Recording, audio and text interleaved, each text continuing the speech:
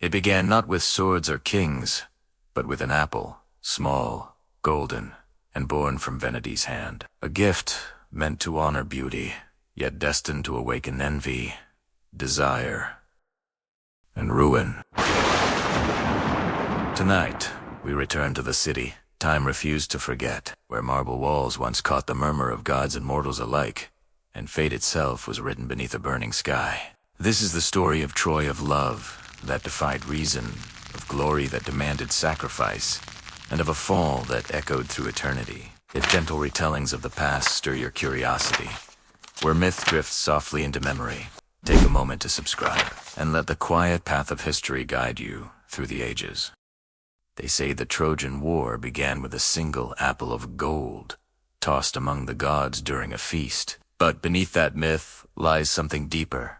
Human pride and divine whimsy intertwined. In a world where gods still walked among mortals, their quarrels often spilled into mortal realms. This was an age where beauty, ambition, and vengeance could change the fate of nations. It all began with Eris, the goddess of discord, who was not invited to a divine wedding. In her anger, she threw an apple inscribed to the fairest among the goddesses. Hera, Athena, and Aphrodite each claimed the apple, each believing herself the most deserving. But none would yield, and so they turned to Zeus for judgment. Zeus, wise enough to avoid the wrath of three jealous goddesses, passed the decision to a mortal prince, Pardes of Troy, a shepherd who once dreamed of glory. The goddesses visited Paris in secret, each offering a bribe. Hera promised power, Athena promised wisdom and victory in battle, and Aphrodite promised the love of the most beautiful woman alive. Paris chose love, and so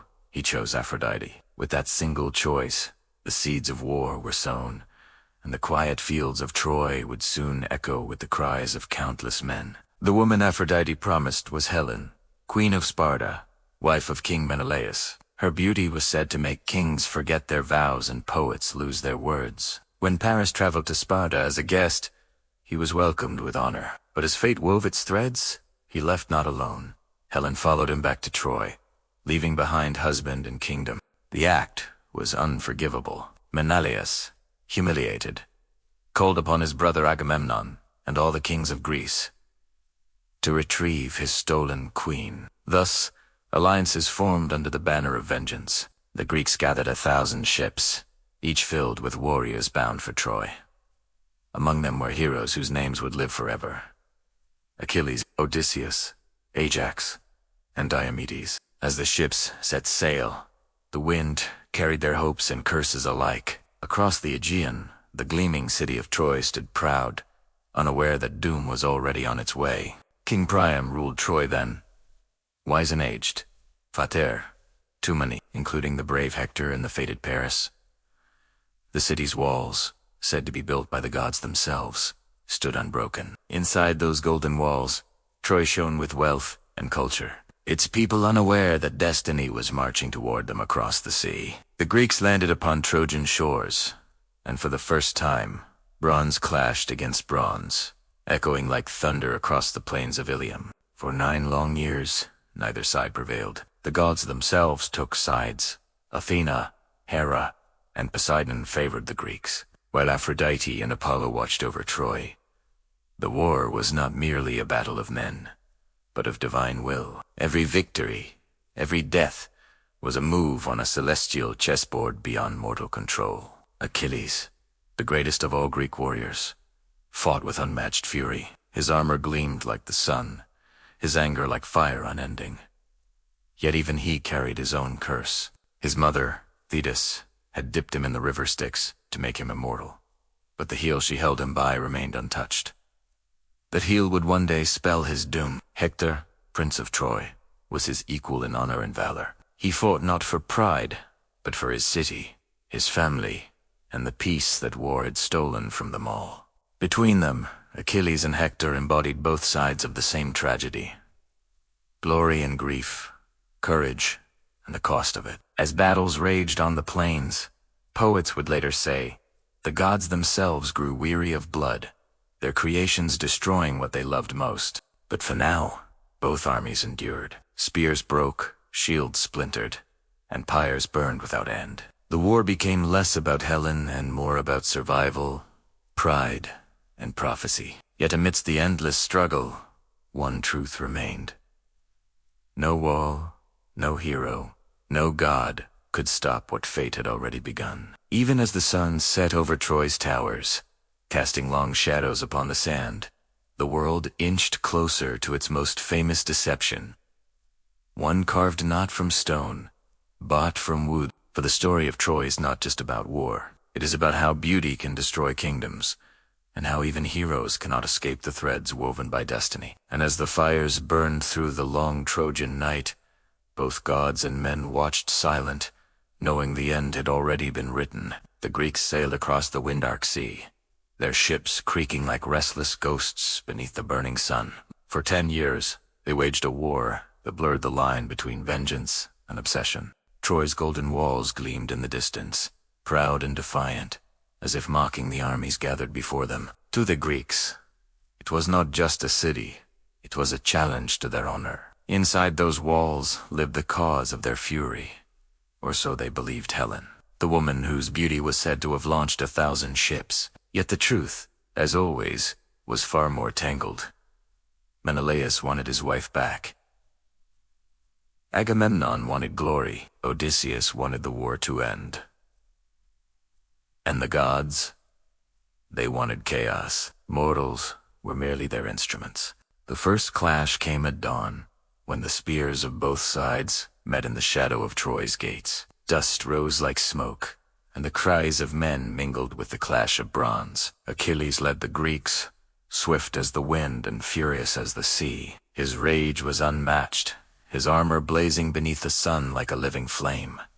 Hector, Prince of Troy, met him with equal courage. He fought not for pride, but for his city, his wife, and his son. For the life beyond the battlefield. The war became a rhythm. Battles at sunrise, funerals by sunset. The gods watched, sometimes aiding, sometimes ruining, always reminding men that their fates were not their own. Days turned 2 years. Neither side could win, and yet neither could stop. The war had become something greater, a story the world itself seemed determined to remember. Patroclus, dear to Achilles, entered the field, wearing the armor of his friend. For a moment, the Greeks believed Achilles had returned, and their courage surged like fire in dry grass. But fate is cruel. Hector struck Patroclus down, and with that act, he unknowingly doomed his own city. Grief became Achilles' only language. He returned to battle like a storm unleashed. The Trojans fell before him, wave after wave, their courage swallowed by his wrath.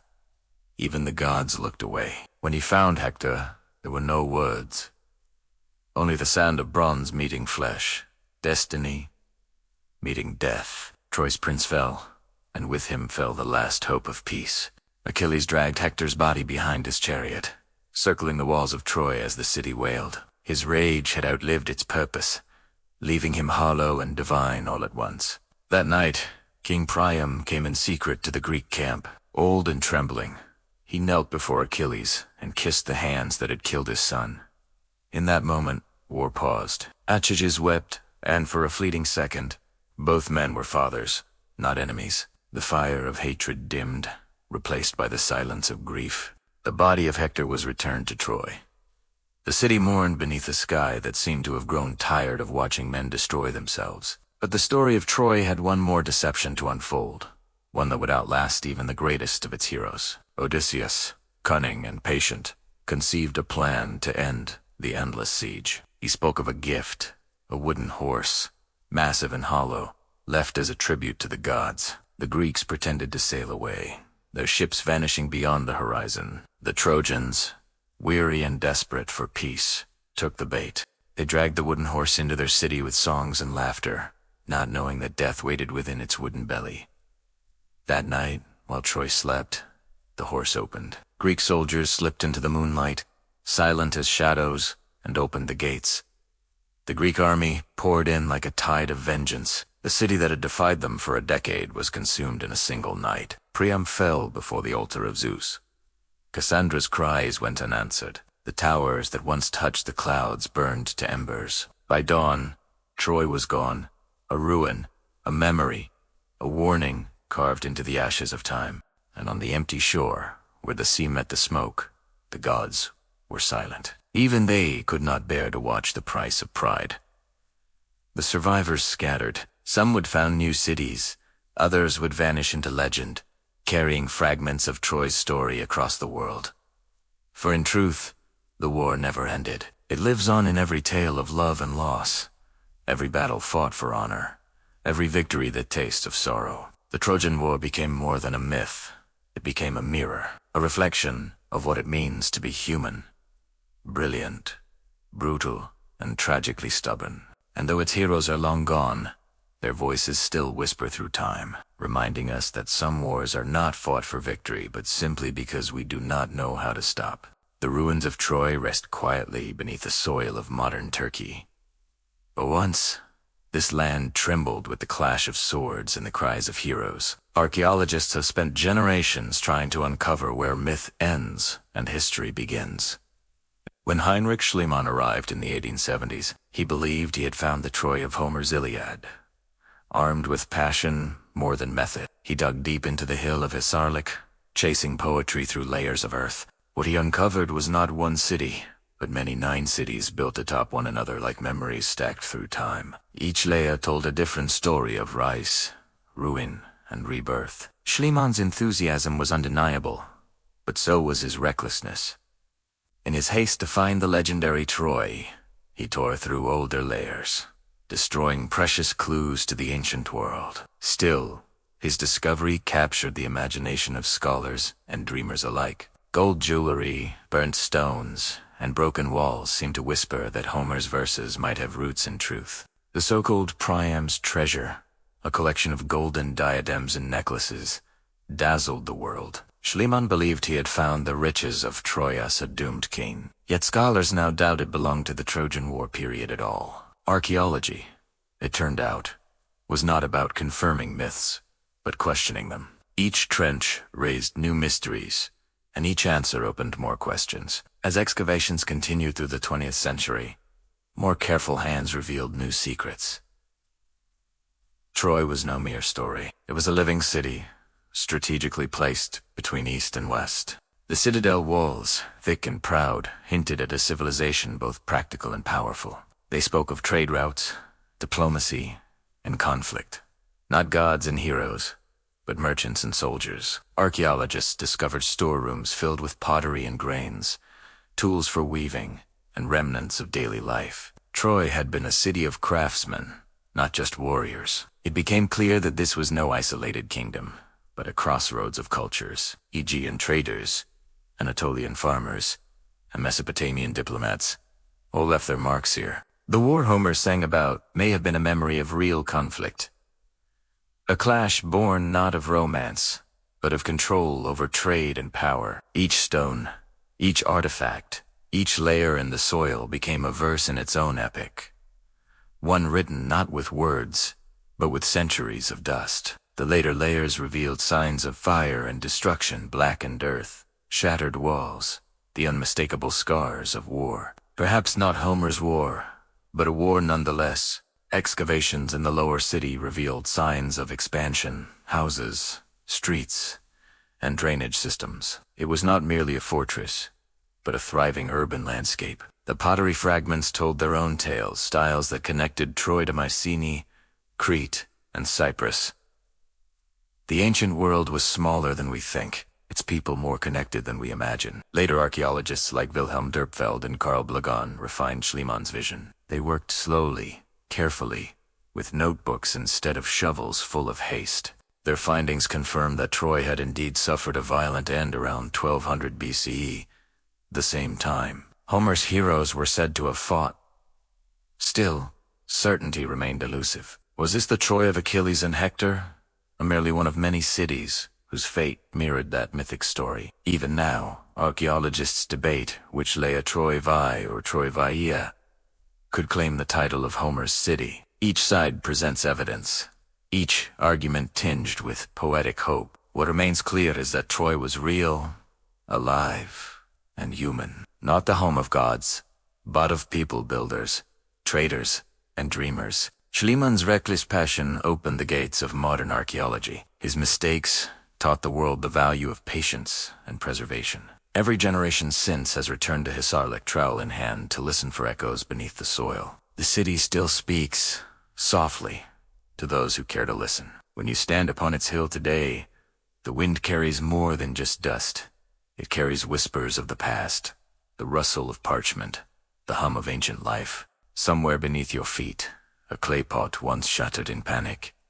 A spearhead lies rusted beside it. The remains of both myth and memory endure, side by side. Archaeology does not chase heroes, it finds humanity. The love, fear, and ambition that built and destroyed Troy still live in every brick unearthed. And so, the true archaeology of Troy is not about proving Homer right or wrong. It is about listening, patiently, to the ground that remembers more than we ever will. Beneath the soft layers of time, Troy continues to reveal itself like an ancient whisper. Each excavation peels back a century, each fragment reminding us that history breathes beneath our feet. In some seasons, the archaeologists work under the blinding Anatolian sun, their hands dusty, their patience endless. They are not treasure hunters, but translators of silence. Every brushstroke reveals a forgotten truth, a bone, a tool, a shard of pottery once touched by a hand that lived 3,000 years ago. These are not relics of kings,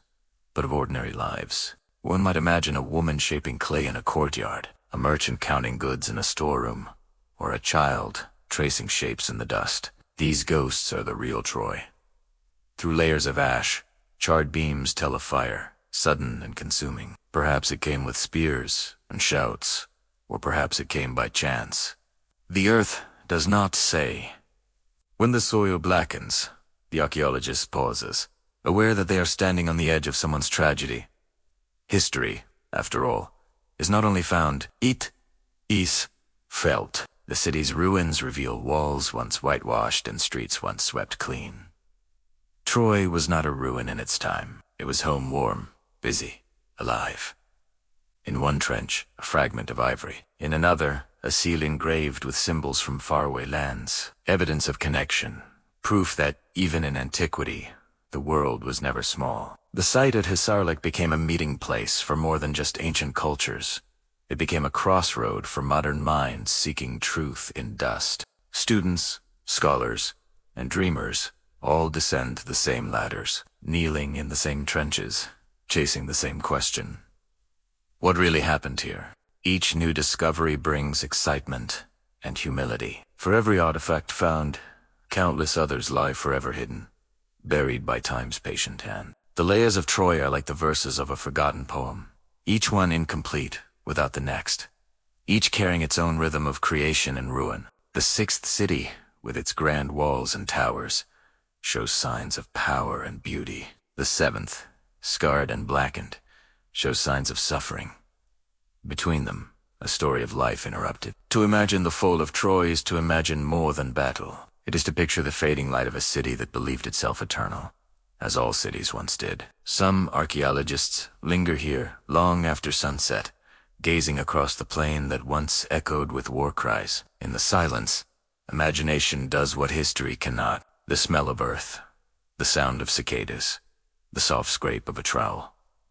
This is how truth is found, not in epic poetry, but in patience. No one can say for certain where Helen stood, or if she stood here at all, but the dust remembers every footstep, every shadow cast across these stones. Troy is not a legend, waiting to be proved. It is a reminder that even myths are built upon something solid, a real place, a real people, a real end. The archaeologists leave each summer, their work unfinished, their notebooks filled with sketches and wonder. Yet the city remains, quietly waiting beneath the sun. When rain falls, it pools in the ancient streets, as if the city itself drinks the sky, still alive in its own slow way. The stones shift in the wind.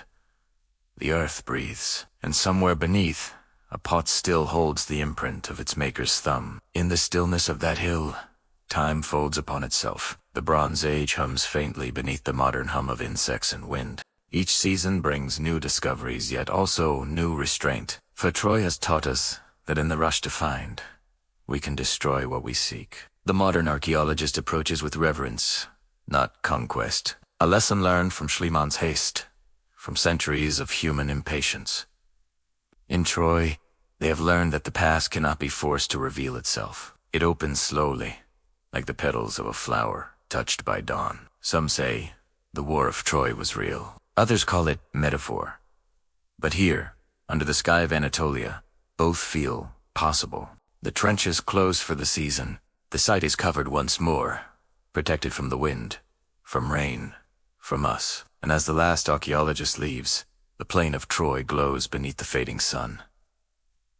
Quiet again, yet never truly silent. Because in every uncovered wall and every broken pot, the city endures, not as myth, but as memory, not as story, but as truth. The archaeology of Troy is never finished. It simply pauses, waiting for the next careful hand to listen once more to what the earth still remembers. Morning light once spilled gently over the rooftops of ancient Troy, touching walls of sun-baked clay and limestone. The air was warm with the scent of olive oil and smoke, carrying faint laughter from the streets below. Life in ancient Troia was not all war and legend. It was rhythm, the quiet pulse of ordinary days. Markets filled the squares, women drew water from stone wells, and children chased one another between narrow alleys. At dawn, farmers led their animals beyond the city walls, their sandals brushing through dry grass. They walked the plains where the Scamanda River shimmered, feeding the earth that fed the city.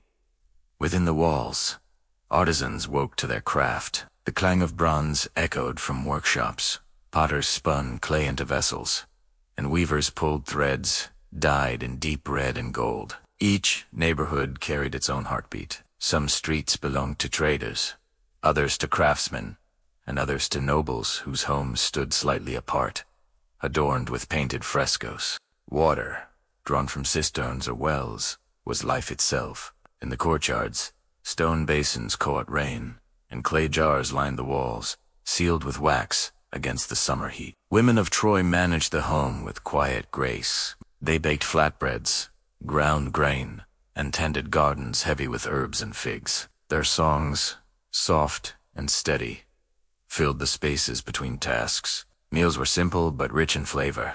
Olives, lentils, honey, roasted meat. Wine was poured sparingly, often mixed with water, and shared among family and friends at low tables. The people of Troy valued hospitality. A guest was sacred.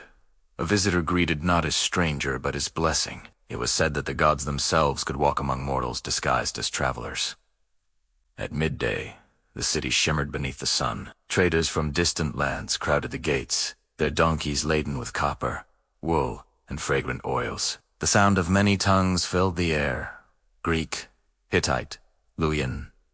For Troy stood at the crossroad of empires, a bridge between east and west. Children learned early the stories of heroes and gods. They played in the dust, wooden swords in hand, dreaming of glory, unaware of the real war that myth would one day bring. Inti palace scribes bent over clay tablets, marking records of trade and tribute. The hum of administration was as constant as the buzz of flies in the heat.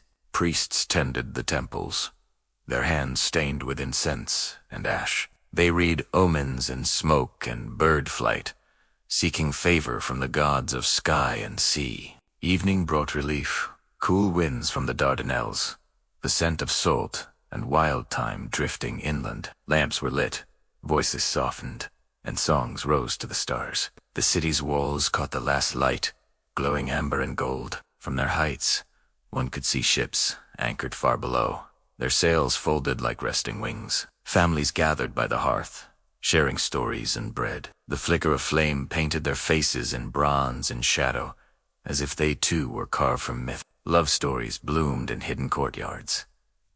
A glance exchanged over Amphéry, a whispered promise by moonlight. These were the quiet wars of the heart. The young dreamt of adventure beyond the gates. The old dreamt of peace within them. And the city, ever patient, held both dreams in balance. Troy was a place of sound and scent, of daily motion and unspoken ritual. A living world beneath the weight of legend. Everyday life here was not unlike our own. People loved, argued, prayed, and hoped. They built their days around small joys that history too often forgets. The myth remembers Troy for its fall, but those who lived there remembered it for its mornings, bright, ordinary, and full of promise. As night deepened, the torches burned low, and the city fell into gentle sleep. Somewhere, a dog barked once, then silence. Above, the constellations gleamed, the same stars we see today, watching over a city that did not yet know it would become eternal in memory. Life in ancient Troy was not the story of gods and heroes. It was the story of people, and that, perhaps, is what makes it beautiful.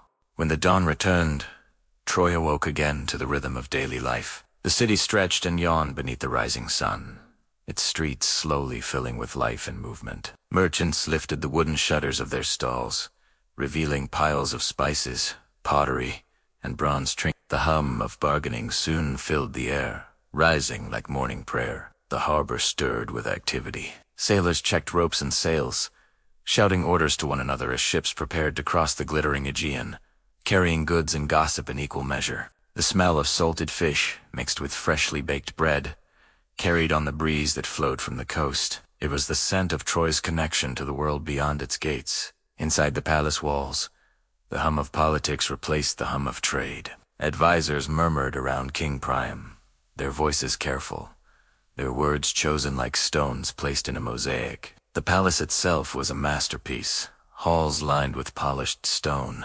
tapestries depicting heroes, and courtyards shaded by fig trees heavy with fruit. Here, princes and diplomats met in tense quiet, each gesture holding meaning.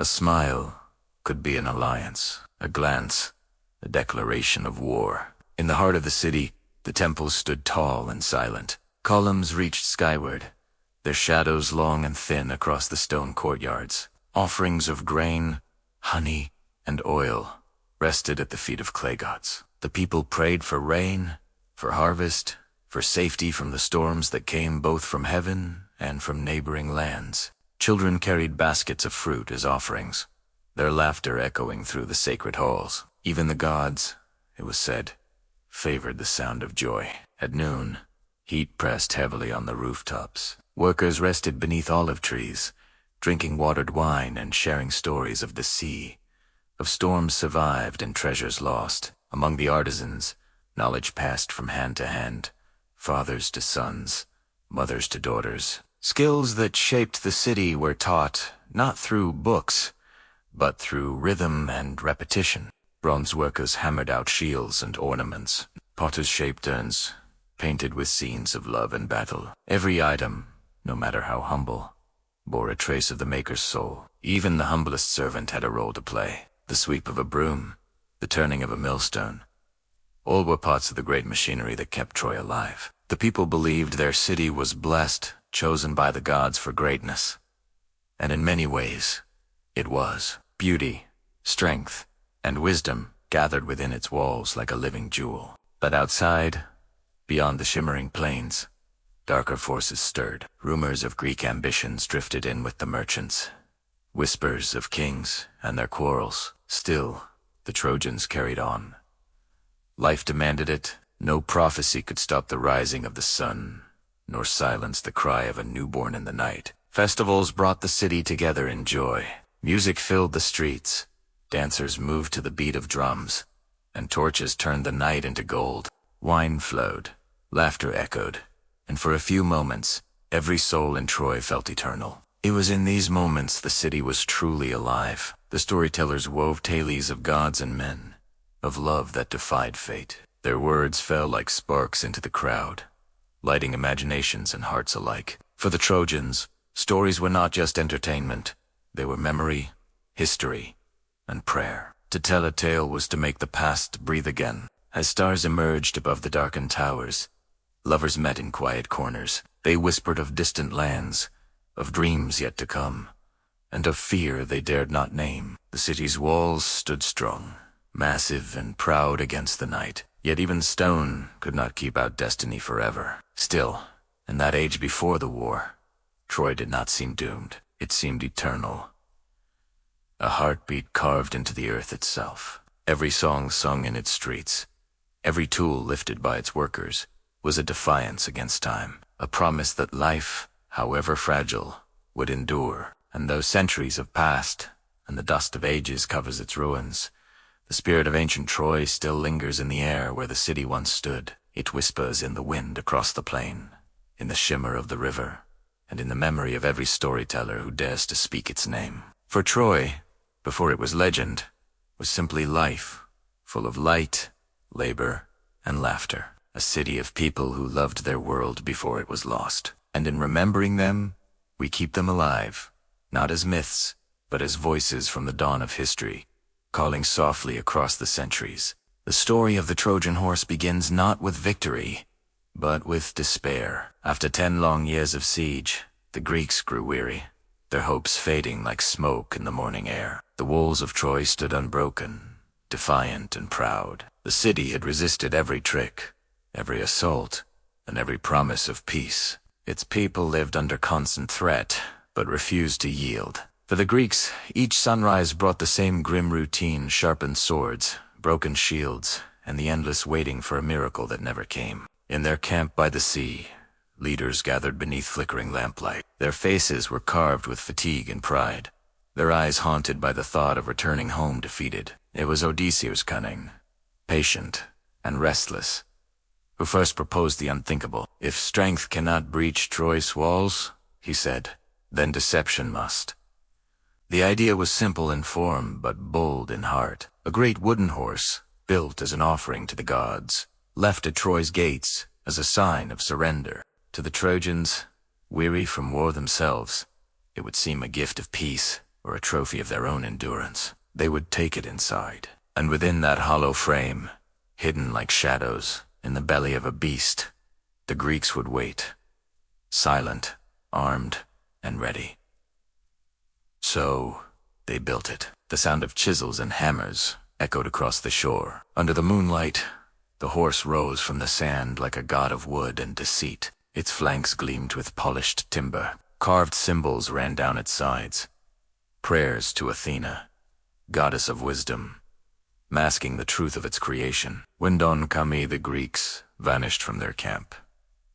Their ships, or so it seemed, had set sail. The wind carried the illusion of retreat. From the walls of Troy, watchmen saw the empty shore and the strange monument left behind. They called down to the streets, and soon the city stirred with curiosity. Children pointed, elders muttered, and soldiers lowered their spears to gaze upon the wooden beast. The Greeks were gone.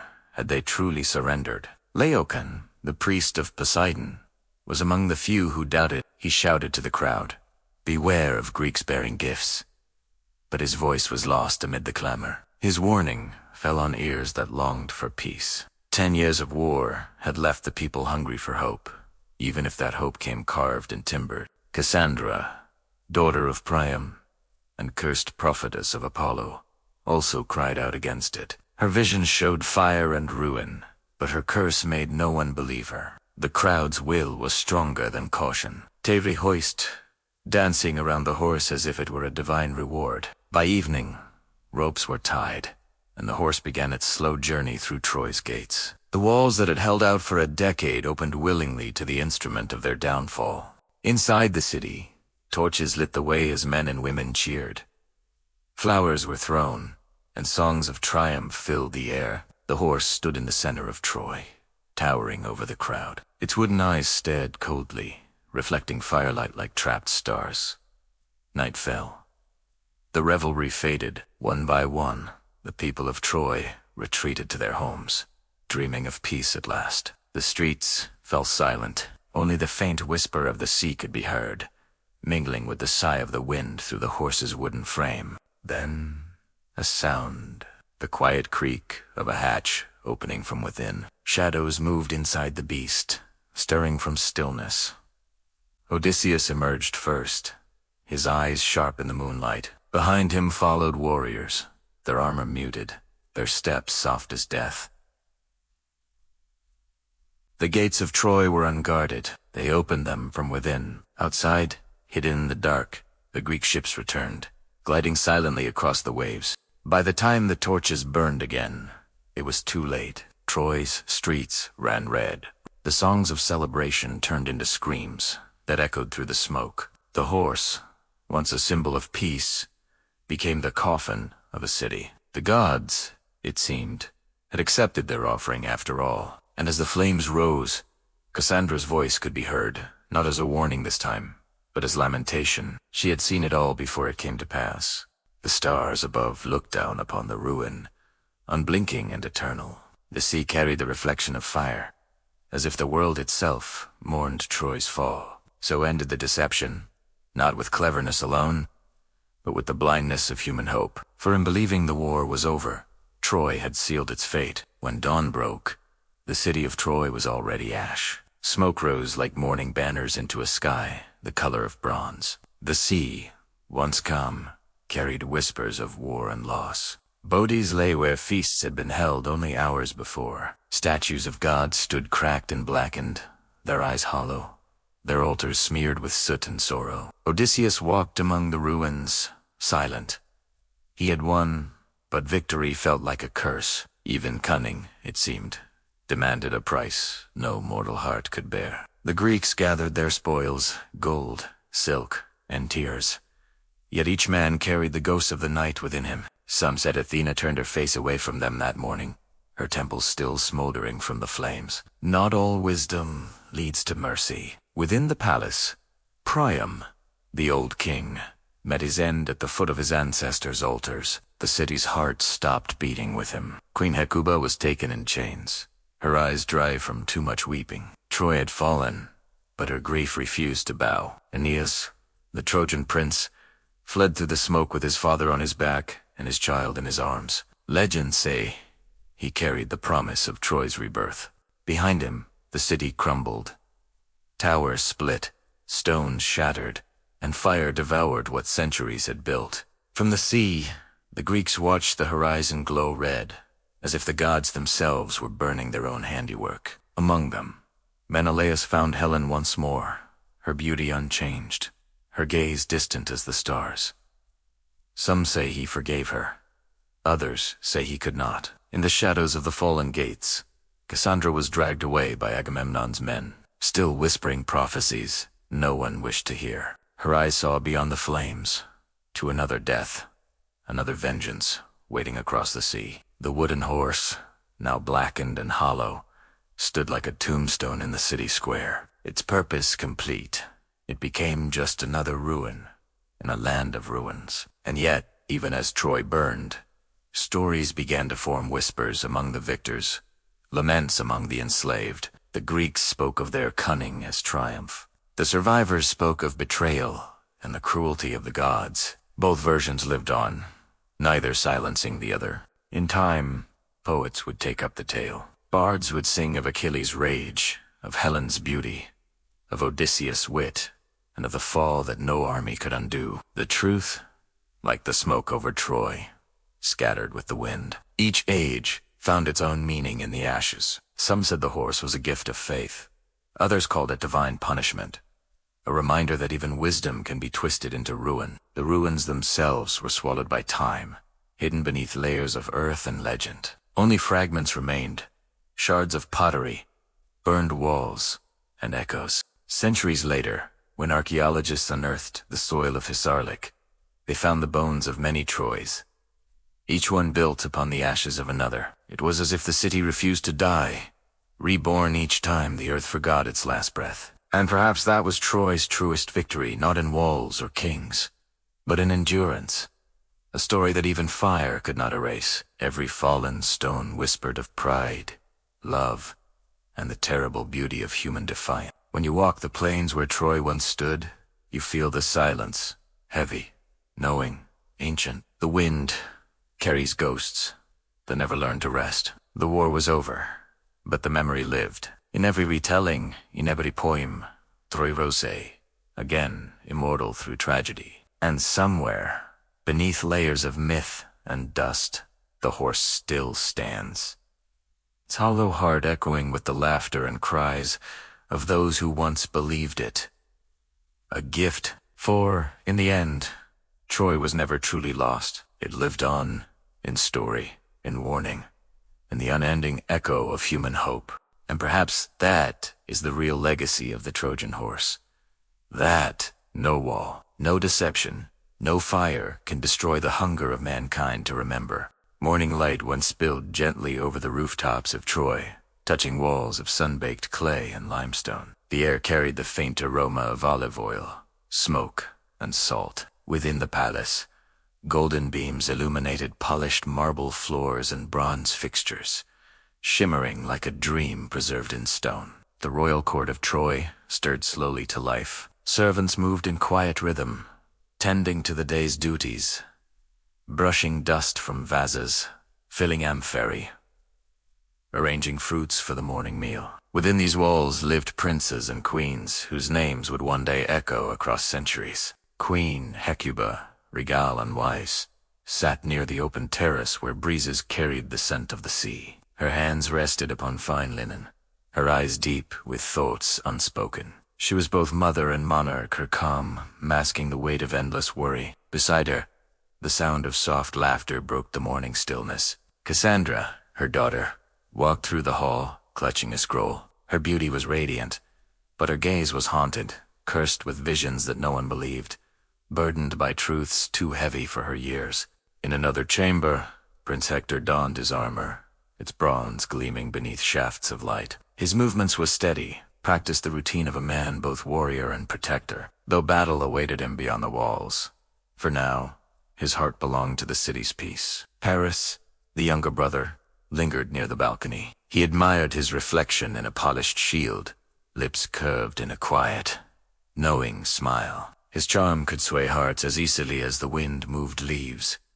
Yet that same charm would one day invite ruin. The palace of Troy was not merely stone and wealth. It was a living heart, pulsing with stories of love, loyalty, and loss. Every archway and courtyard whispered tales of lineage, promises, and the fragile balance of pride and fate. In the courtyard below, music floated on the air, lyres and flutes blending in gentle harmony. Servants prepared a feast to honor the gods, their laughter mixing with the fluttering of doves. Even in times of tension, the people of Troy found beauty in small rituals. Queen Hecuba watched her sons with quiet pride. Hector embodied Troy's strength, steady and loyal. Paris embodied its charm, wild and unpredictable. Between them stood destiny, a thread stretched taut by choices that would soon divide the world. In the throne room, King Priam met with his advisors. Maps covered the tables, ink lines tracing rivers, borders,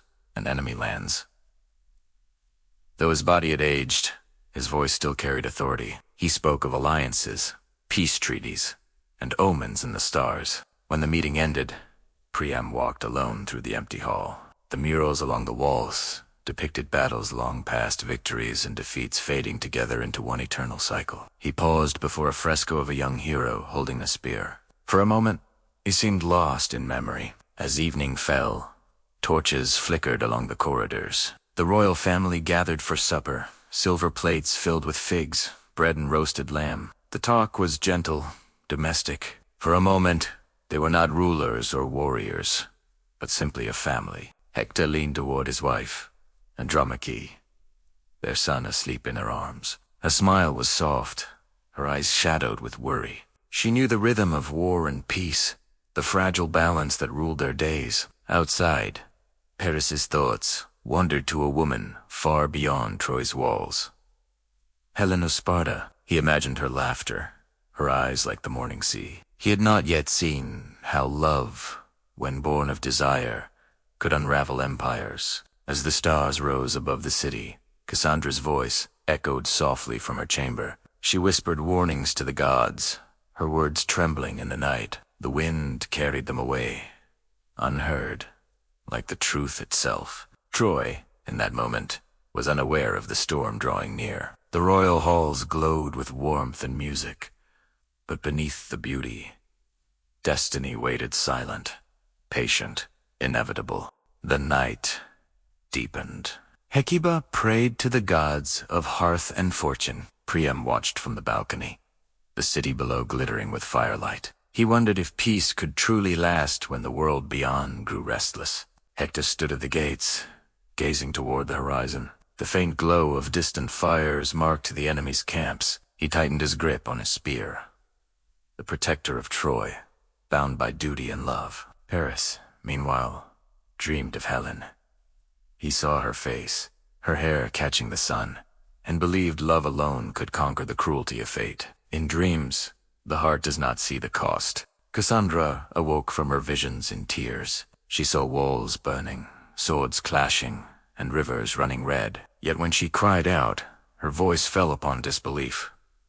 A truth dismissed as madness. In the quiet before dawn, the royal family slept beneath the same roof, each dreaming their own fate. And above them, the stars burned cold, as if watching a story already written. The morning sun rose over Troy, soft and golden, casting its glow across the palace terrace. The air was calm, touched by the scent of sea salt and crushed herbs from nearby gardens.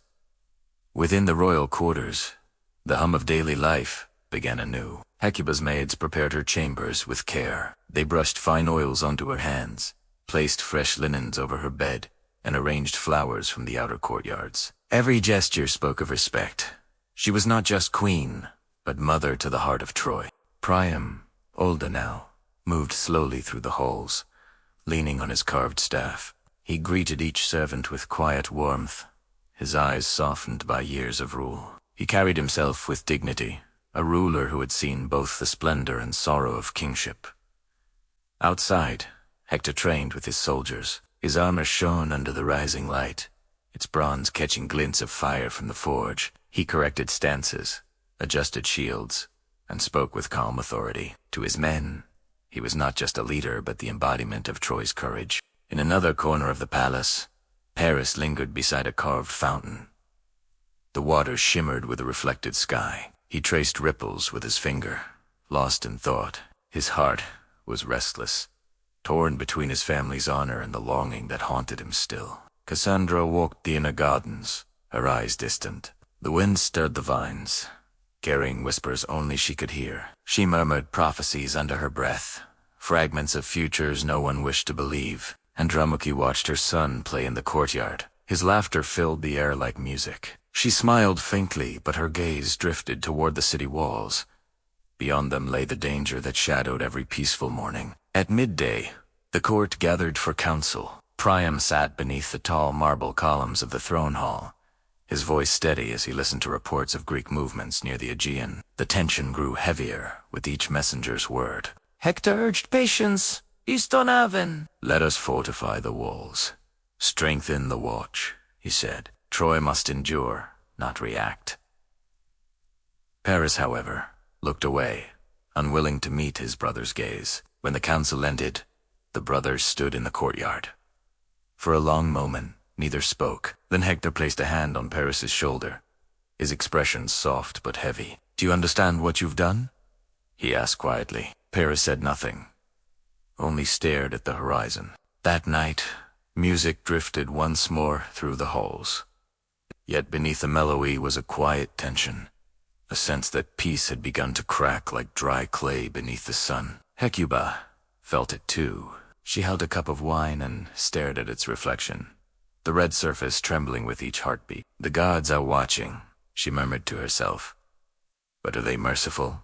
In the following days, messengers came and went. Rumors swirled of ships gathering, of kings uniting, of war that might cross the seas. The people of Troy went about their lives, yet unease rippled beneath every calm surface. Hector trained harder, his days a blur of sweat and command. He rode through the city gates, spoke to farmers, craftsmen, and guards alike. He wanted Troy to feel strong, to remember that it still stood unbroken. Paris avoided the training fields. He spent hours with Helen, her presence both solace and weight. Together they spoke of distant lands, of love that defied nations. Yet behind her eyes lingered sorrow, as if she too sensed the cost yet to come. Cassandra's visions grew sharper. She saw the sea boiling with ships, fires spreading across Troy's walls. When she tried to warn her father, he listened kindly, but shook his head. The gods speak in riddles, my daughter, he said. In the marketplace, life continued, merchants shouting, children laughing. bakers pulling warm loaves from ovens. The people of Troy clung to normalcy, unaware they stood on the edge of a story that would echo for eternity. Hector returned home one evening, weary but calm. Andromache met him at the door. "You'll fight for all of us," she said softly. He smiled, brushing a lock of hair from her face. "And for you most of all," he whispered. Priam stood again on his balcony. The city shimmered in twilight, golden rooftops glowing beneath the dying sun. He felt pride and sorrow intertwined. For every city that rises must someday fall, and every story must reach its final line. As the night deepened, Cassandra whispered her final warning into the wind. "They will come," she said, "and when they do, the stars will not look away." Hecuba held her grandson close as thunder rolled in the distance. "Sleep," she whispered, though her own eyes stayed open. She knew the shape of fate, gentle at first, then merciless. The halls of Troy, once filled with laughter and music, seemed to listen now to their own silence. Each torch flickered against the walls, shadows stretching long and solemn. Hector stood upon the city ramparts, his figure outlined against the moonlight. He watched the horizon, where faint glows hinted of campfires beyond the sea. His jaw tightened, yet his heart remained steady, for the guardian of Troy could not waver. Below, Paris gazed out from his balcony, the wind tugging at his hair. He wondered if love could truly be worth so much loss. Yet, in the quiet of the night, he already knew his answer. In her chamber, Hecuba dreamed of her sons as boys. Laughter in the courtyard, bare feet running through the dust. When she awoke, her cheeks were wet with tears. The dawn would come again, soft and golden, but beneath its beauty, the threads of fate had already woven Troy's sorrow. Each heartbeat, each breath, carried the weight of what was to come. And in that fragile peace, the royal family of Troy continued their rituals, unaware that their love, their pride, and their humanity would soon be written into legend, remembered not for their living, but for their fall. Beneath layers of Anatolian soil, archaeologists discovered not one Troy, but several stacked like memories. Each layer told a story, a civilization reborn, destroyed, and rebuilt upon its own ashes. Troy wasn't just a single city lost to legend. It was 9 cities built, one atop another, each representing a different age, a different face of the same enduring dream. The first Troy was humble, a small settlement overlooking the Dardanelles, watching ships pass through the shimmering strait. Its walls were simple stone, its people farmers and traders. As centuries rolled on, Troy grew wealthier. Bronze shimmered in its workshops, and merchants came from the Aegean and beyond, exchanging amber, tin, and stories from faraway lands. But the earth was never kind. Earthquakes struck, fires burned, and war returned again and again. Each time, the survivors rebuilt, layering new hope over ancient ruin. Troy, too, was grander, with stronger walls and watchtowers. It may have been ruled by powerful kings who demanded tribute from passing ships, masters of both trade and tide. Golden treasures found in its ruins hint at prosperity. Ornate jewelry, goblets, and diadems gleamed under archaeologists, lamps a ghostly reflection of a forgotten royal court. By the time of Troy, the city was fortified beyond measure. Its sloping walls leaned inward, built to deflect siege engines and battering rams' defenses. For a people who had learned, wind whispered across those walls once. You can almost imagine the hum of daily life, children laughing, merchants shouting, priests lighting sacred fires to forgotten gods. But each Troy fell.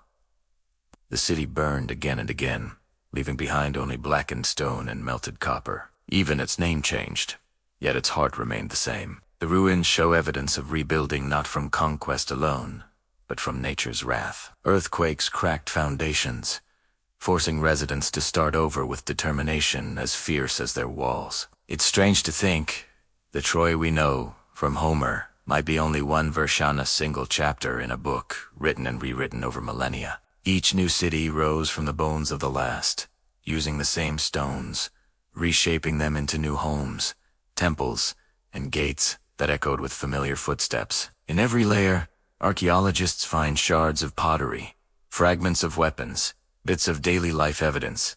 The people always returned, refusing to let Troy die completely. Imagine those generations passing down tales of a city too stubborn to vanish. "We live where our ancestors lived," they might have said, "where their gods still walk the hills."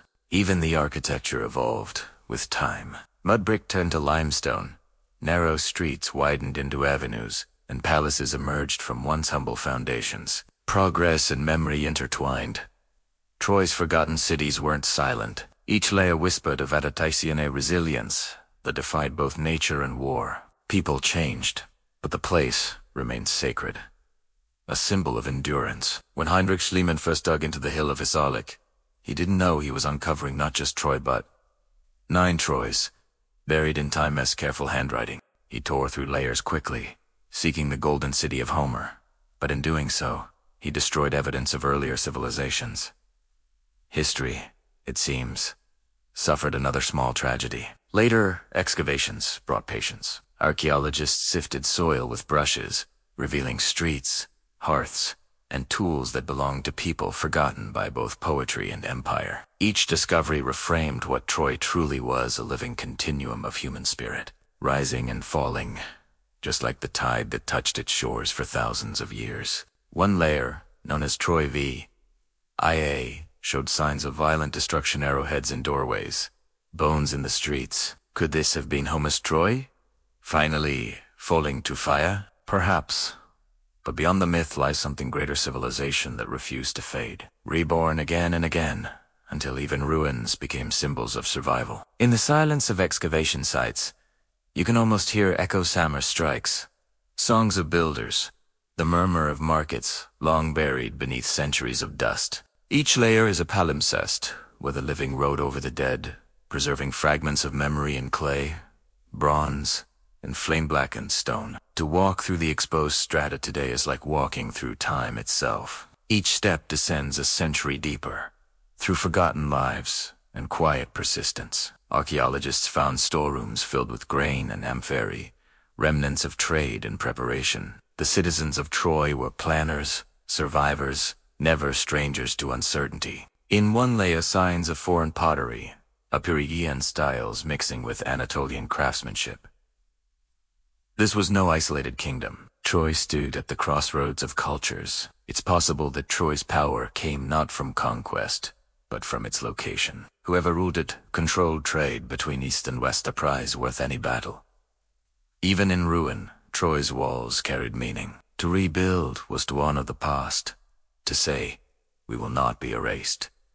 Every stone laid was a prayer against forgetting. Generations lived atop bones of ancestors, cooking over old ashes, building homes where heroes once fell. Life continued in the most literal sense, layer upon layer. Modern archaeologists still debate how many Troys truly existed. Some assign in, others 30 each, defined by shifts in pottery, architecture, and soil color. But what matters more than numbers is the rhythm they reveal: a cycle of creation and destruction that mirrors the very nature of civilization. The forgotten cities of Troy remind us that history isn't linear. It loops, it rebuilds, it echoes across time like footsteps returning to a familiar door. Some scholars believe that constant rebuilding inspired the myths. The people who rose from ashes again and again may have seemed immortal, almost divine. And so Troy became a story about endurance disguised as tragedia.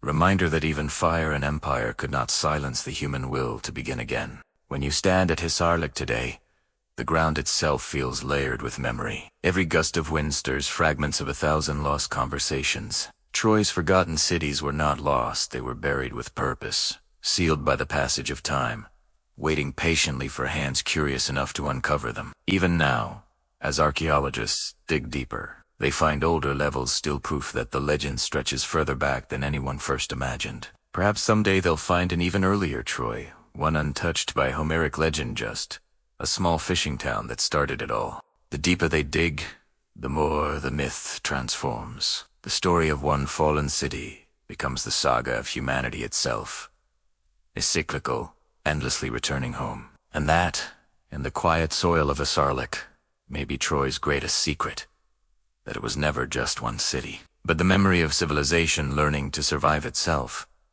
Every layer of Troy carried echoes of the last. When archaeologists brushed away the dust, they uncovered not only walls and tools, but the heartbeat of lives lived long before memory began. In those ruins, fragments of household pottery tell intimate stories: a woman stirring grain, a child reaching for water, a man mending a net, ordinary acts made eternal by fire and soil. Between the broken stones, small bones of animals and fish scales glimmered signs of meals once shared, laughter once heard, a simple existence that made the city feel alive again. Archaeology has a strange way of resurrecting the mundane. Each find, no matter how small, it's a pulse back to the city that legend turned into marble and myth. For every golden diadem or bronze spear, there are hundreds of cracked bowls, worn tools, and footprints left in drying clay, proof that Troy was a home before it was a story. The deeper layers reveal shifts in craftsmanship. Early pottery was plain, utilitarian, but as centuries passed, designs grew intricate, lines more confident, human progress etched in earth. Some layers show the effects of catastrophe. Collapsed walls, ash thick as snow, melted metal fused to stone, all silent witnesses of moments when life ended abruptly. Yet even after devastation, rebuilding followed swiftly. It's as if the people refused to accept defeat. Their response to ruin was always the same: rise, repair, remember. In that rhythm lies Troy's truth. Its people weren't heroes of epic poems, but survivors who turned resilience into their greatest legacy. That, perhaps, was their true immortality. Historians often focus on battles, but the real power of Troy was its ability to endure between them, to rebuild families, gardens, and markets in the shadow of burned walls. The forgotten Troys teach us that civilizations don't vanish overnight. They fade layer by layer, until one day, no one remembers the name of the last child who lived there. Excavations revealed changing architecture: walls that evolved from rough stone to masterful masonry, courtyards aligned with sunrises, drainage systems carefully designed to outlast their makers. Every improvement hints at a growing understanding of permanence, a wish to outsmart time, to craft something that wouldn't crumble as easily as those before it. But even that wisdom couldn't stop the inevitable. Time itself is undefeated. Yet through layers of clay, Troy seems to whisper, "We did not fall, we changed." One can almost hear the faint toll of metal being forged, the rhythmic sound of hammers echoing through narrow alleys as blacksmiths shape destiny one blow at a time. The city's location at the Dardanelles was both blessing and curse. Trade brought wealth and ideas, but it also brought envy, and with envy came invasion. Troy thrived because of its geography, but it also perished for the same reason. Controlling the gateway between worlds made it eternally desirable, eternally vulnerable. Even after fire consumed it, the promise of Troy drew people back. Each rebuilder believed they could make it stronger, fairer, more lasting than the one before, and so the cycle continued like an eternal heartbeat beneath the soil, echoing through centuries of rebirth, destruction, and quiet persistence. Today, archaeologists trace those layers with surgical precision. Each stratum represents a civilization's lifetime, compressed into inches of sediment that tell stories without words. They found symbols carved into stone, names of forgotten gods, and offerings left in broken jars, pleas to forces greater than man to protect what man could not. Evanami Drin, Habisu, clay tablets and altars show prayers not of conquest, but of gratitude for the simple mercy of surviving another season. Every discovery peels away myth and reveals something softer, more humana, people bound not by glory, but by their determination to keep living. It's humbling to realize that Troy's history wasn't written in triumph, but in the quiet act of rebuilding homes over the bones of the past. Each brick placed in the ruins of another generation carried wet of memory, of respect, of unspoken acknowledgement that life must continue, no matter what burns. When archaeologists unearthed storage jars, still sealed after thousands of years, the air trapped inside smelled faintly of grana, breath from the Bronze Age escaping into the modern world. Even the smallest findaspindo, a bead, a child's toy, reminds us that history is not made by kings alone, but by the countless unnamed who built their lives in its shadow. As the layers deepened, the architecture changed again. By the 7th Troy, narrow alleys wound through crowded homes, each structure leaning slightly, like weary souls supporting one another. Signs of siege appeared, broken weapons, crushed gates, scattered bones. The city had been attacked again. Baltebenton people buried their dead and began to rebuild. There's something hauntingly beautiful about that defiance. To stand among ashes and still choose to rebuild is to claim victory over despair itself. Perhaps that's what Troy's forgotten cities truly represent, not loss, but love. A love so strong for one's home that even ruin couldn't drive it away. Every civilization leaves its mark, but Troy left layers of emotion, grief, hope, resilience, all compacted beneath centuries of silence. Even the soil seems to carry the scent of history: iron, ash, salt, and earth, all mingling into the perfume of a civilization that refused to vanish quietly. When scholars brush away dirt from a new find, they're not just uncovering objects. They're awakening dreams buried for 3,000 years, giving breath back to what time took away. Somewhere beneath those ruins, there might still lie untouched chambers, rooms filled with relics from the earliest settlers, sleeping beneath centuries of stone and story. Each discovery reminds us that history isn't just a record, it's a dialogue between the living and the dead, between those who remember and those who are remembered. The forgotten cities of Troy are less like ghosts and more like guardians, watching patiently as we piece together fragments of their long, layered tale. Standing at a sarlacc, one can feel the presence of every Troyot, once a chorus of vanished lives, humming beneath the wind that rolls across the plain. To the ancients, this might have been sacred ground, a place where time folded upon itself, where every ruin became the foundation of another dream. Even now, as twilight fold over the site, the stones seem warm, almost alive, as though they still remember the hands that placed them there. Troy's forgotten cities are a mirror for us, a reminder that what we build, even if lost, can endure through those who remember. And perhaps that's the true heart of the legend: not a war, not a horse, but a people who refuse to let their home become just dust and silence. Every civilization we study is a conversation across centuries, and Troy's voice, buried yet unbroken, still speaks softly to those who listen closely enough. In the end, what the forgotten Troys teach us is this: even ruin has memory, and sometimes the most powerful stories are those the earth refuses to bury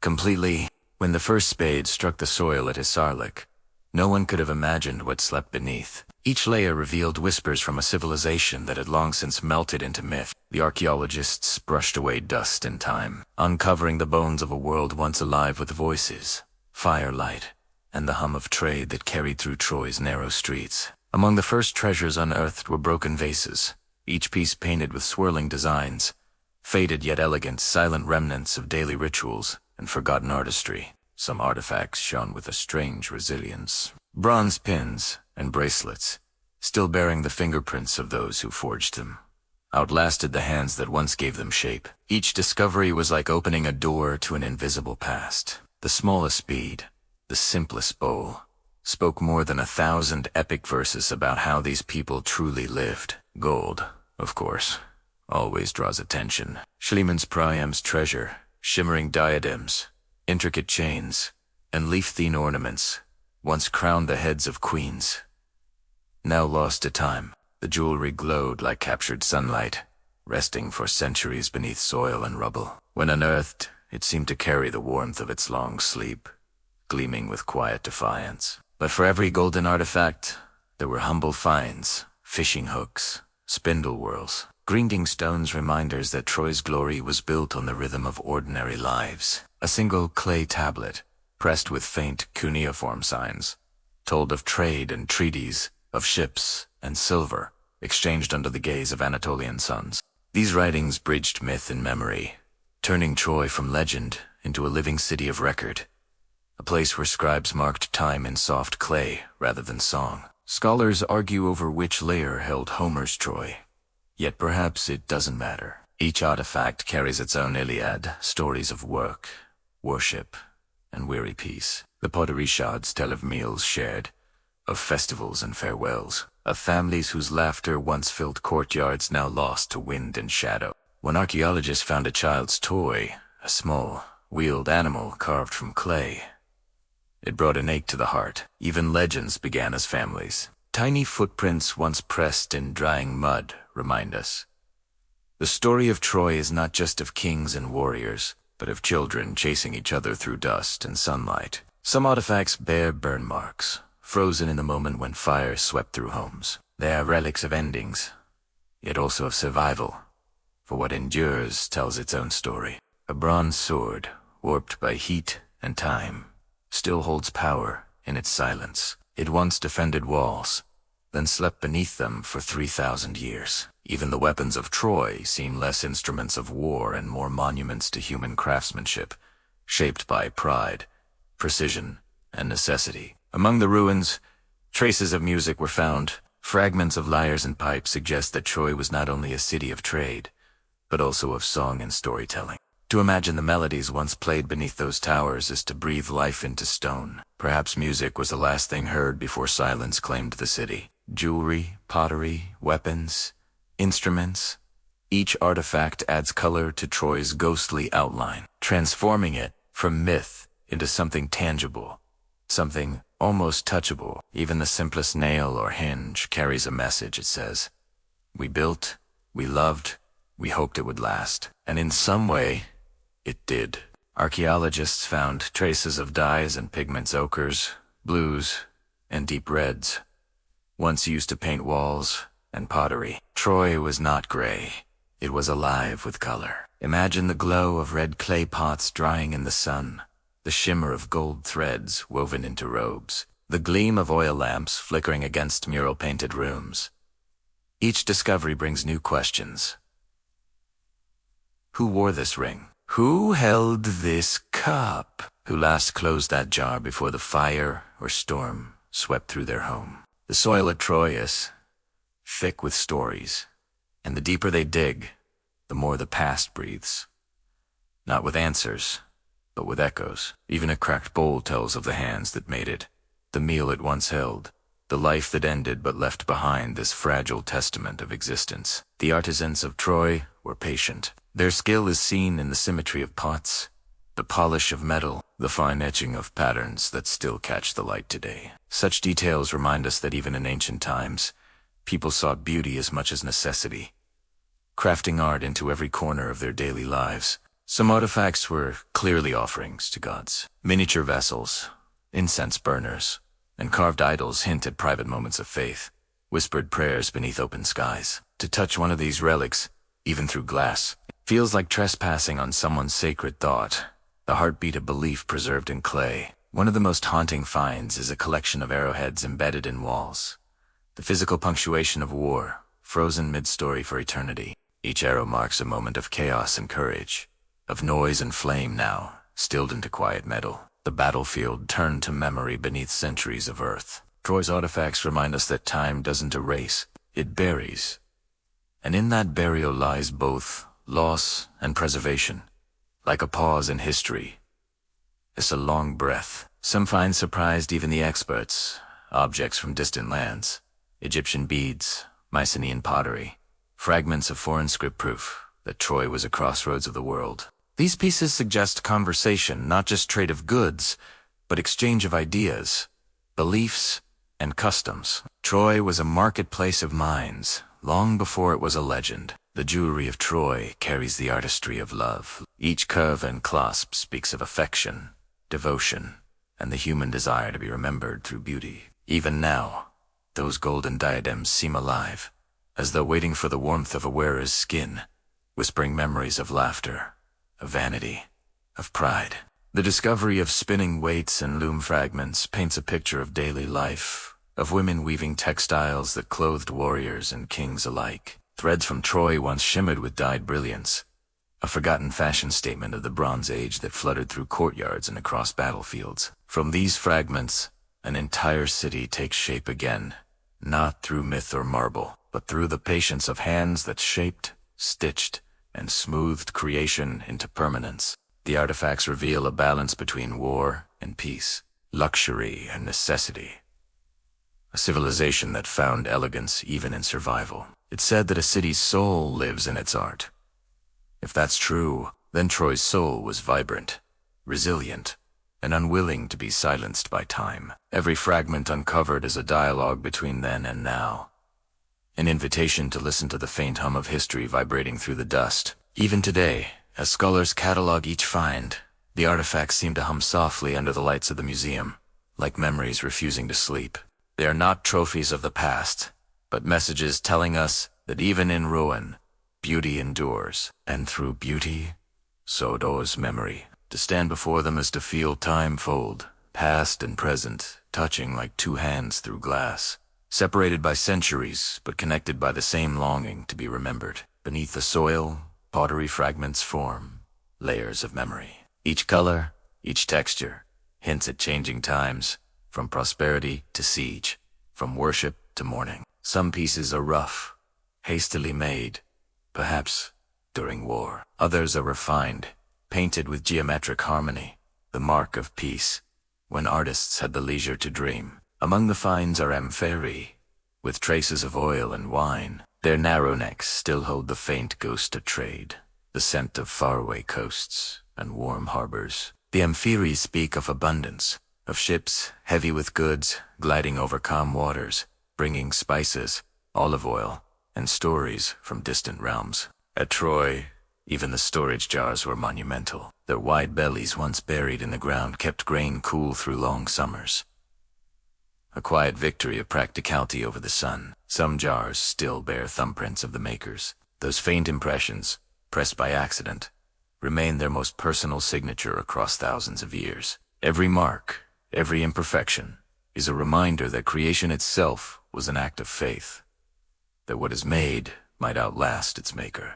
Tools found at the site tell their own tales. Stone pestles, chisels, and metal blades reveal a city that thrived on craftsmanship and so. One bronze knife, its edge dulled but intact, was found beside a hearth, perhaps once used to cut bread, meat, or offerings to the gods. Each simple tool becomes a bridge, connecting our own daily gestures with those of the past. Hands grinding grain, cutting rope, or shaping wood. Among the most striking discoveries are seal stones, tiny engraved pieces, once pressed into wax or clay, to mark ownership, authority, and trust. Their carvings depict animals, ships, and abstract symbols, each one unique. They were signatures before ink, power before parchment. In their fine detail, you can sense the pride of their owners, merchants, nobles, perhaps even princes, all leaving their personal emblem upon the world. Other finds suggest ritual and ceremony. Small altars of baked clay and carved idols with wide, expressionless eyes were buried within homes. These were gods of everyday life, guardians of hearth and harvest, protectors of the unseen spaces between dawn and dusk. Offerings of grain, oil, and honey once rested before them. Even the most ordinary families sought the divine through these humble shrines. The idols are both alien and familiar. Their forms are simple, yet their presence feels heavy, as if they still remember the prayers once spoken in their name. Troy's artisans also left behind works of beauty, purely for beauty's sake.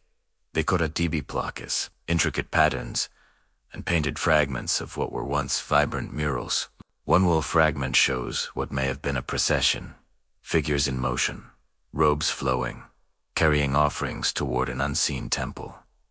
It is art that breathes, even in ruin. Each brushstroke frozen in the act of devotion, each line reaching toward something eternal. Among the ruins of houses, archaeologists found mirrors made of polished bronze, reflections long gone dark, once holding the faces of Troy's forgotten citizens. To hold such a mirror now is to glimpse a absence, a reflection not of a person, but of time itself, endless and unblinking. Tiny beads and combs, found near these mirrors, tell of personal rituals, moments of vanity, of preparation, of identity in the quiet privacy of home. In those small details, we find the humanity of Troy, the desire to adorn, to be seen, to feel beautiful even at the edge of empire. Weapons unearthed nearby contrast sharply, spears, helmets, shields, their edges worn by both use and history. Objects of survival, not adornment. Some bear intricate designs, symbols of rank, or prayers for protection carved before battle. Even in war, there was artistry. A single bronze helmet, dented but whole, captures the duality of Troy. Both glory and grief pressed into its metal. Its curve mirrors the rise of Troy's towers, and its dents the blows that brought them down. It is both monument and memory. Other discoveries show how Troy rebuilt after each fall. New pottery styles, evolving weapon forms, and imported goods reveal resilience, not ruin. This cycle of destruction and renewal makes Troy unique. Not a single city, but many cities layered one atop another, each reborn from the ashes of the last. Archaeologists called them Troy, Ithroikes, but beneath those numbers lies centuries of people who simply called it home. Each layer tells of change, shifting architecture, different diets, evolving art. All while the same hill continued to rise above the plains. Even the soil seems to breathe history. Each stratum, a sentence in the long poem of human endurance. In one layer, they found burned wheat, grain, frozen mid-harvest by disaster, yet preserved by fire's paradoxical gift of protection. It was a meal that never came to be eaten. It became a message across millennia, a reminder of fragility and continuity alike. Nearby, a fragment of a clay figurine was found. A woman with outstretched arms, perhaps a goddess, or simply a mother's image of hope. Her broken form still radiates warmth, a quiet power that speaks not of loss but of faith. Something sacred survives. Eben, in P.S. Some discoveries are less tangible.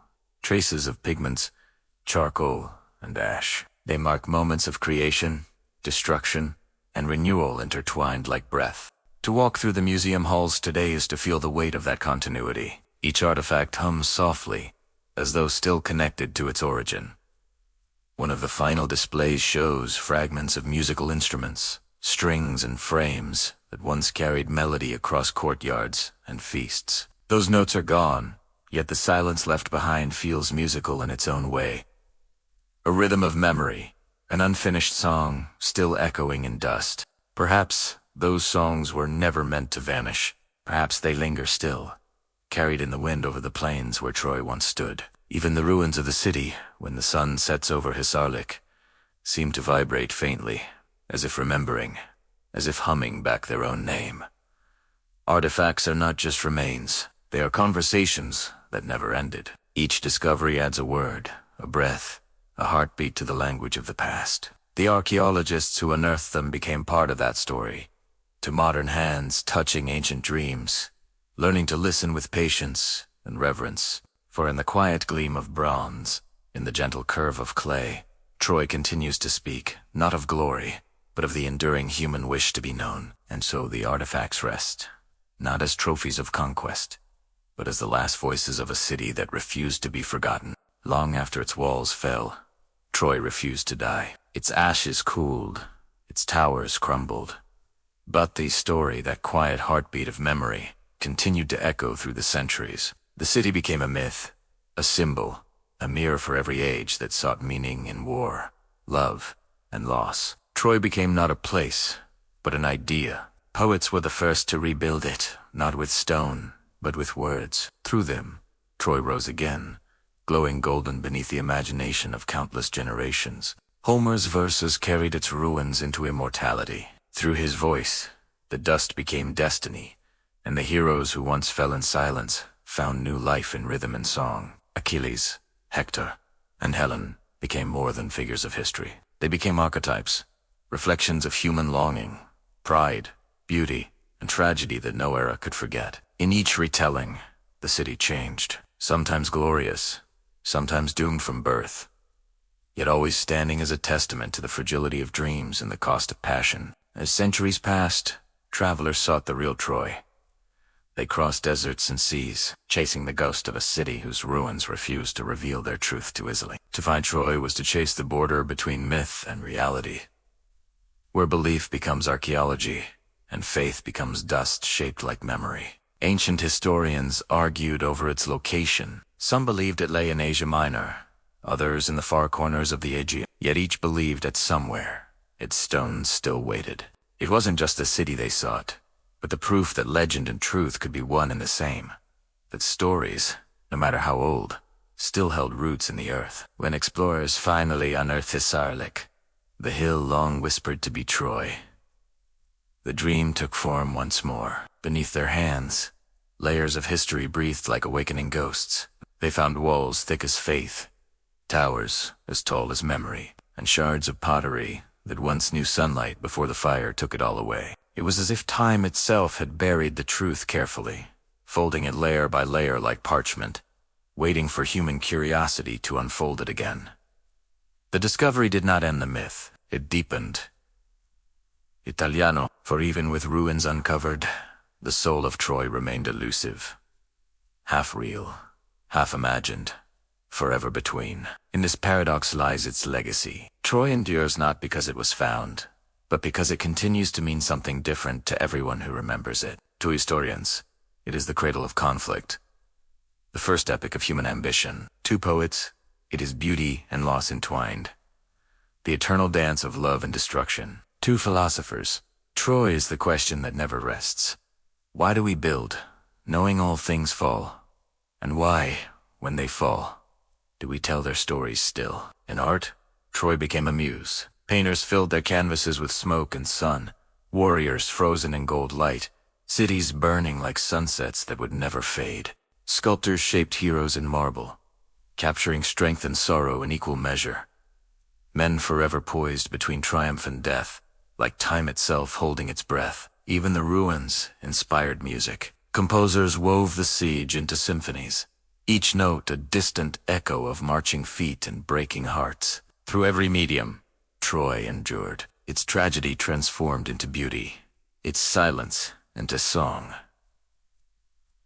A paradox only art could sustain. In education, Troy became lesson and legend alike. Children read of its heroes not as myths, but as mirrors of their own courage and folly. Generations learn that glory fades, but legacy endures. That sometimes the stories told after defeat become greater than victory itself. In this way, Troy became eternal, not for its power, but for its vulnerability. It lives because it reminds us that even greatness can break. Even empires that studied Troy fell in turn. Rome, Byzantium, and others saw themselves reflected in its fall. A warning carved in ancient dust. Kings looked upon its story and saw their own shadows. Lovers read of Helen and felt their own hearts trembled with the price of desire. Every reader, in some way, rebuilt Troy within themselves. Its ruins became eternal, a symbol of what we lose and what we still dare to remember. The city's endurance across time is not accidental. It is the result of 1,000 retellings, each voice keeping its flame alive through winter after winter. When the Renaissance came, Troy was reborn yet again. Scholars, artists, and thinkers looked back to its ruins as the seed from which Western imagination had sprung. They saw in it the foundation of civilization, the beginning of art, literature, and the eternal pursuit of meaning beyond mere survival. Even today, Troy whispers in modern stories. Films, novels, and games all borrow its bones, reshaping its myths for new generations who still seek wonder in the ancient world. Its characters reappear under new names, its towers redrawn in light and sound. The legend adjusts, but its essence remains unchanged. Troy has become not just a city, but a language, one we speak whenever we tell stories about love, war, or the passage of time. Every storyteller, knowingly or not, borrows a spark from Troy, its eternal fire, the same one that burned through Homer's lines and glowed beneath ancient stars. The ruins themselves stand quiet now, their stones washed in gold by the Aegean sun. But silence is not absence. It is endurance, shaped by time. The air there hums faintly, as if remembering the songs once sung between its walls, the laughter and the cries that stitched life into stone. Visitors often say the wind carries a voice, not loud, not clear, but persistent, a murmur, perhaps, of the countless souls who lived and died here. Their memory lingers, not as ghosts, but as feeling that soft, indescribable pull of nostalgia for something never truly known, yet deeply familiar. Troy's legacy lives in emotion more than fact. It exists in the human need to remember, to give meaning to ruin, to make sense of the irreversible. And so, long after the last stone is weathered away, the story remains. It will outlast every empire that names it, every scholar that defines it. Because Troy is not just history, it is the ache of remembrance itself. A city that fell, yet somehow still stands within every story ever told. For as long as there are listeners, Troy will rise again in words, in dreams, in every quiet retelling beneath the patient stars. Beneath the moonlight, the ruins of Troy shimmer faintly, as if the stones themselves remember. Each fragment of wall, each carved relief, hums with a secret that time refuses to erase. Archaeologists dust these ruins with reverence, but even their careful brushes cannot uncover what the soul of the city once felt. The warmth of its people, the weight of their dreams. Legends say the sea still whispers their names at night. The waves that once carried Greek ships now lap gently at the shore, as if to apologize for their ancestors' fury. Every grain of sand carries a story. Every wind that passes through Troy's broken gate carries the sound of forgotten songs. Echoes of life before war's cruel poetry. What makes Troy immortal is not the tragedy of its fall, but the persistence of its memory. It's the refusal of the human spirit to let beauty be buried. Even to gods who once toyed with mortal lives seem quieter now, perhaps humbled by how humans remember better than immortals ever could. The story of Troy has been rewritten countless times. Each culture reshaped it, finding in it their own reflection of pride, betrayal, and love. Medieval poets turned it into chivalric legend. Victorians made it a tale of moral consequence. Modern storytellers found in it the essence of humanity itself. Yet, despite every adaptation, one truth remains. Troy is the story of us. It is what happens when longing and ambition meet destiny and flame. The soldiers who once fought outside its gates are long gone, but their struggle remains familiar. Because humanity never stopped building, fighting, and hoping. We see Troy in every empire that rises too high, in every heart that dares too deeply, in every dream that burns too brightly to last. When scholars unearthed the ruins, they found not just stones, but layers of civilization, each built upon the bones of the last, each repeating history's pattern. Troy was not one city, but many, a palimpsest of ages, each new Troy rising from the ashes of the old, refusing to let oblivion win. The archaeologists could name them, Troy 1 through 9, but the numbers could not capture their spirit. Each was a heartbeat, a verse in a long and unfinished song. The lowest layers whispered of simple farmers and shepherds. The highest spoke of kings and warriors. Between them stretched centuries of memory and myth. Even the fires that destroyed the city left beauty behind layers of red clay and ash that glowed like the afterimage of sunset long after the sun was gone. It's strange how destruction becomes preservation. The same flames that ended Troy also sealed its story in the ground, waiting for us to rediscover it. And when we did, we found ourselves. In those ashes, in those remnants, lay proof that we have always loved, fought, and dreamed beyond reason. The treasures found there were humble bits of pottery, weapons, jewelry, yet each carried a fragment of heartbeat, a piece of ancient pulse. One could hold a single shard and feel, somehow, the rhythm of a civilization that once called itself immortal. In museums today, those relics rest quietly under glass, far from the Aegean winds, yet they still seem alive, like sleeping embers beneath dust. Visitors lean close, reading placards, unaware that what they're really seeing is a reflection of themselves, their own yearning to be remembered. Because Troy's legacy isn't the city itself, but the lesson that stories are the true architecture of eternity. Stone crumbles, fire consumes, but words, those fragile, breath-born things endure. They survive exile, flood, and time itself. The poets of Troy built something that conquerors could never burn. A temple made not of marble, but of memory. When the Iliad and the Odyssey were passed from mouth to mouth, from tongue to parchment, Troy became eternal through the act of remembrance.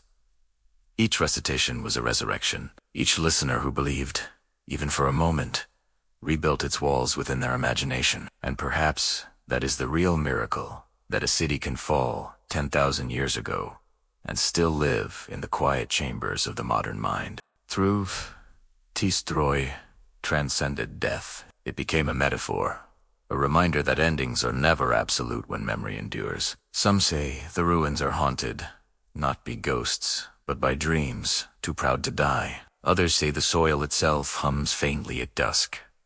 Whether that's true or not doesn't matter. The point is, we still care enough to ask. That care alone is the proof of Troy's immortality. For as long as humans tell stories, Troy will rise again. Its towers rebuilt in verse, its gates opened through wonder, its people reimagined in compassion and awe. Even science, which thrives on proof, could not kill its mystery. Excavations only deepened the myth, showing us how truth and legend are often one and the same. We crave the blend of both, the known and the unknowable, the factual and the fantastic, because that's where wonder lives. And Troy, more than any other city, sits precisely in that space between fact and faith. Its name has become a symbol of eternal recurrence, the cycle of creation and collapse that defines civilization itself. We build, we break,